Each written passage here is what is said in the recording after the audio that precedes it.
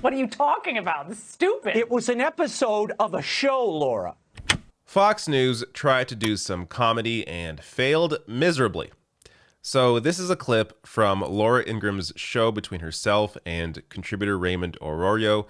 Now, there is some debate online about whether or not this was done intentionally, whether this is actually supposed to be a comedy bit or whether it's just an awkward mess. But let me play this and we'll discuss it. You know, I was watching an episode of You where measles came up.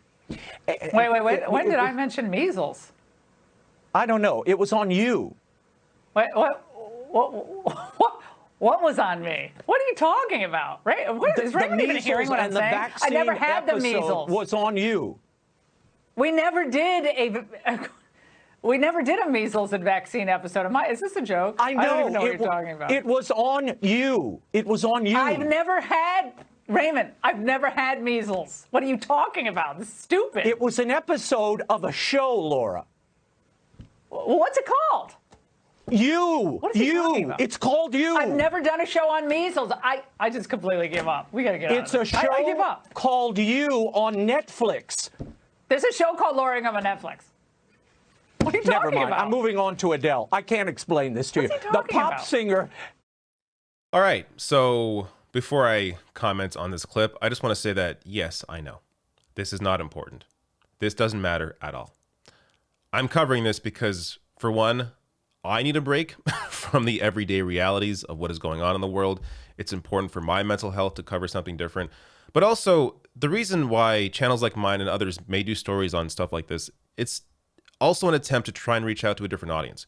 Because a lot of people aren't into the day-to-day stuff. But if you throw in some of this stuff, then they're more likely to click on another video where they'll actually learn something. So in this video, you're not going to learn all that much, though. There's actually a point I do want to make about this. But before I get to that, was this done on purpose? Was this supposed to be a comedy bit? I mean, obviously it feels very much, though this version is not funny, but very much like Abbott and Costello, the Who's on First routine that I'm sure you're already aware of. But if you're not, how aren't you? But I will link to below the video. You can check it out. But it's very awkward. This entire interaction. This is why it fails on so many levels. The comedic timing, of course, is all off. Laura Ingraham's reaction seems sincere because she is such. I think this gets to part of the issue here. Laura Ingraham is essentially an actress. She acts on television. That's what she does.